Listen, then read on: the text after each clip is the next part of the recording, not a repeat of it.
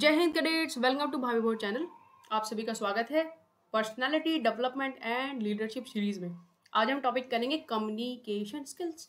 तो सबसे पहले पुराना टॉपिक रिवाइज करते हैं ताकि आपकी चीज़ एकदम स्मूथली चलती रहे। क्या क्या पढ़ लिया भाई हमने पर्सनालिटी डेफिनेशन पढ़ी थी, थिंकिंग फीलिंग एंड बिहेविंग कैसे करता कोई इंसान। फिर स्किल्स देखे थे, लाइफ स्किल के डेफिनेशन इतने इंपॉर्टेंट नहीं है। 10 कोर लाइफ स्किल कौन कौन से थे? Self awareness, empathy, critical thinking, creative thinking, problem solution, decision making, interpersonal relationship, effective communication, कॉपिंग with stress. ठीक है। फिर फैक्टर शेपिंग पर्सनालिटी, कौन कौन से फैक्टर हमारी पर्सनालिटी को शेप करते हैं बताओ भाई जल्दी से। Heredity, self development, environment, education, life situation, past experience, ambition, self image और वैल्यू। ठीक है। इसके बाद हमने अगला देखा था सेल्फ अवेयरनेस। सेल्फ अवेयरनेस क्या होता है? हमें खुद के बारे में पता हो, knowing our self and our personality, जिसमें हमें पता हो हमारे thought, emotion, like dislike, strength, weakness, knowledge. ठीक है। फिर 3 टाइप ऑफ सेल्फ देखे थे, कौन कौन से थे? Perceived self, real self, ideal self. Perceived self जो हम सोचते हैं हम खुद हैं, रियल सेल्फ जो हम सच्ची में है, आइडियल सेल्फ जो हम बनना चाहते हैं। फिर हम देखा empathy. Empathy is nothing but अपने आप को खुद दूसरी जगह पर रख के देखना। पहला पॉइंट था दूसरे के शूज में जाके देखना। ठीक है। अदर पर्सन के पॉइंट ऑफ व्यू से देखना, उसकी फीलिंग को समझना, उससे कम्युनिकेट करना, नॉन जजमेंटल होना और अपने कंधों पे सारे बार बार नहीं लेना, मतलब दूसरे की बात भी मानना। ठीक है। फिर हमने क्यूरियस पर्सन की कैरेक्टरिस्टिक देखे थे, जिसमें रिकॉल करने के लिए हम ट्रिक एक छोटे बच्चे की ली थी। तो क्रिएटिव पर्सन कौन होता है? जो बहुत क्यूरियस हो, प्रॉब्लम को सीख करे, इंजॉय करे चैलेंजेस को, ऑप्टिमिस्टिक हो, एबल टू सस्पेंड जजमेंट हो, है ना, कंफर्टेबल हो इमेजिनेशन के साथ में, प्रॉब्लम को अपॉर्चुनिटी की तरह देखे, प्रॉब्लम को इंटरेस्टिंग लगे उसको, प्रॉब्लम को इमोशनली एक्सेप्ट करे और फिर सॉल्व करे। ठीक है। उसको एजम्पशंस को चैलेंज करे और गिव अप ना करे, बिल्कुल भी परसिवियर हो, हार्ड वर्क करे। ठीक है। आज हमारा टॉपिक है कम्युनिकेशन। फटाफट से रिवीजन हो गया? ठीक है। हाँ, शांति से बैठ जाओ एक जगह। जिसने पुरानी वीडियो देख रखी है उसको ये हलवा जैसा लग रहा होगा, आराम से उसके लिए बिल्कुल मक्खन मक्खन मक्खन। ठीक है। अब देखो कम्युनिकेशन क्या होती है। Communication is nothing but sharing of ideas between one और 2%, बस इतना, एंड वाइस वर्सा। ठीक है।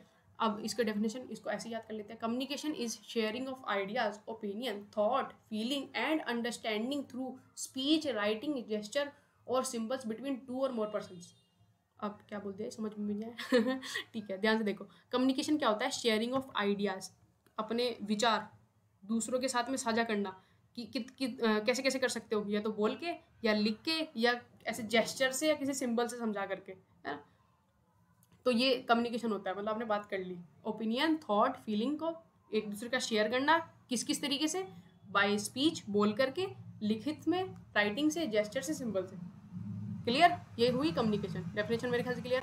अब इसमें आता है वेज ऑफ कम्युनिकेशन। देखो ये जो चीज़ें है ना, वेज, कंपोनेंट्स, मेथड्स, इन चीज़ के ऊपर थोड़ा सा फोकस करना। जैसे मैं बोलूँ वेज ऑफ कम्युनिकेशन, तो 3 वेज होते हैं। ऐसे वेज में 3 वेज, कंपोनेंट में 3 कंपोनेंट, ऐसे करके।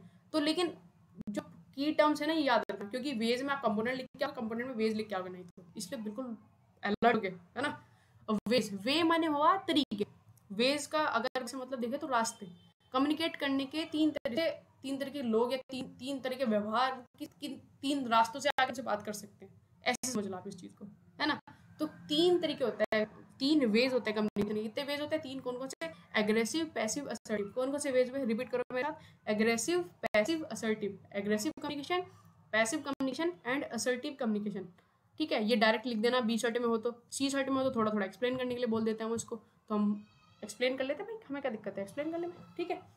बहुत ईजी है, बस एक बार ध्यान से सुनना और अपने वर्ड्स में आप इसको लिख सकते हो। ठीक है। जो इसमें टू द पॉइंट लिखा है वो लिखने की जरूरत नहीं है, अपने आप बना बना के लिख लेना, लेकिन एक बार ध्यान से सुन लो। अब मोटा मोटा बताऊं पहले, यहाँ पे देखो, बिल्कुल मोटा मोटा समझाने की कोशिश करता हूँ। एग्रेसिव वाले वो लोग होते हैं जो बहुत ऐसे होते हैं ना, बिल्कुल चिल्ला चिल्ला के अपनी बात करेंगे, बिल्कुल भड़काऊ टाइप, यार मेरी बात सुनो तुम्हारी, तो ऐसे वाले।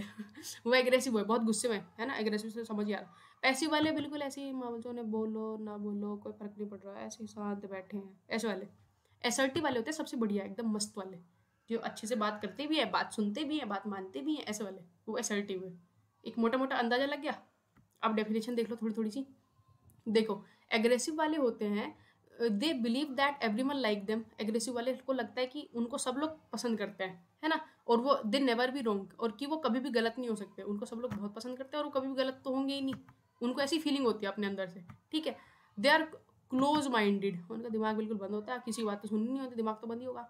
ठीक है। पुअर लिसनर होते हैं, बिल्कुल किसी की बात, मैं बोला नहीं सुननी होती उन्हें, गुस्सैल प्राणी। Don't see other person point of view, दूसरे का पॉइंट ऑफ व्यू नहीं देखते। दे इंटरप्ट, वो बार बार कम्युनिकेट कोई कर रहा है, बार बार बीच में टांग अड़ाने की बीमारी होती है ना, वही। हाँ, मोनोपोलाइज, अपनी अपनी बात करेंगे, किसी की नहीं सुनेंगे। दे टेंड टू डोमिनेट, कहते हैं मेरी सुनो पहले, मेरी सुनो, सारे चुप हो जाओ, ऐसे वाले यही लोग होते हैं वो हैं।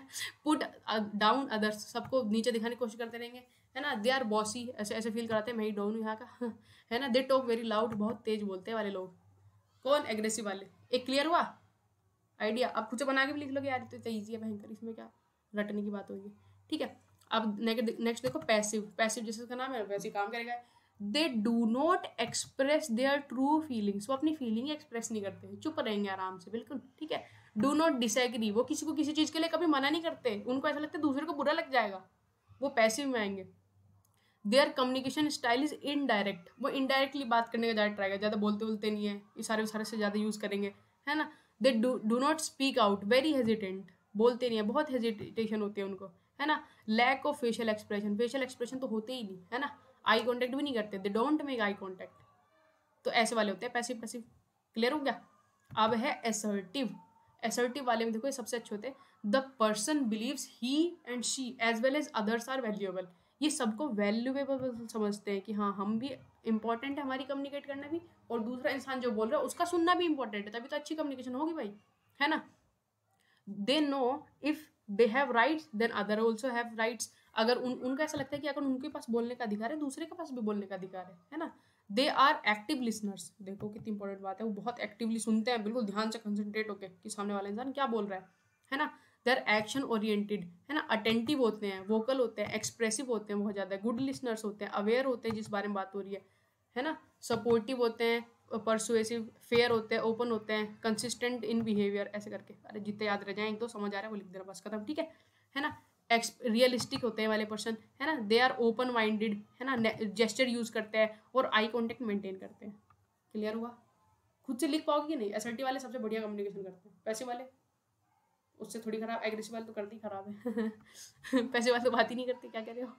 अच्छा बताओ, वेज ऑफ कम्युनिकेशन 3 क्लियर हुए, एग्रेसिव, पैसिव एंड असर्टिव। आगे बढ़े, क्लियर हो गया तो ठीक है। अगला है कंपोनेंट ऑफ इफेक्टिव कम्युनिकेशन। अब कंपोनेंट्स पूछा है, कंपोनेंट ऑफ इफेक्टिव कम्युनिकेशन, क्या क्या कंपोनेंट होते हैं? 3 कंपोनेंट होते हैं, कौन कौन से? Verbal, non verbal, listening. बोलो मेरे साथ, component of effective communication 3 component, verbal, non verbal, listening. Verbal communication, non verbal communication, listening, ठीक है ना। ये 3 कंपोनेंट हुए। अब इन तीनों कंपोनेंट को भी हम एक्सप्लेन कर देते हैं, वर्बल, नॉन वर्बल और लिसनिंग से आप क्या समझते हैं। वर्बल होता है बोलना, 1 person talk and other person listen, this is verbal communication. एक इंसान बोल रहा है एंड दूसरा इंसान सुन रहा है, वर्बल कम्युनिकेशन होगी, ठीक है। नॉन वर्बल के अंदर आता है आपकी body language. Non verbal communication के अंदर क्या आता है? Body language to communicate effectively. इसमें ये बॉडी लैंग्वेज यूज करते हैं इफेक्टिवली कम्युनिकेट करने के लिए। बॉडी लैंग्वेज में क्या क्या हुआ? टोन ऑफ वॉइस, है ना, कई बार ऐसे नोडिंग ऑफ हेड, सर ऊपर नीचे हिला रहे होते हैं ना, साइलेंस होता है, स्माइल कर रहे होते हैं, है ना, बॉडी पोस्चर उनका अच्छा होता है, वो टच करते कई बार, है ना, हैंड शेकिंग वगैरह जैसे, है ना, आईब्रोज वगैरह को लिफ्ट करके, अच्छा है, सब आता है ना, डिस्टेंस बिटवीन द पर्सन, ये सब नॉन वर्बल के अंदर आता है, जितनी भी बॉडी लैंग्वेज हुई। क्लियर हुआ था? ठीक है। लिसनिंग, ये तो सिंपल ही है यार।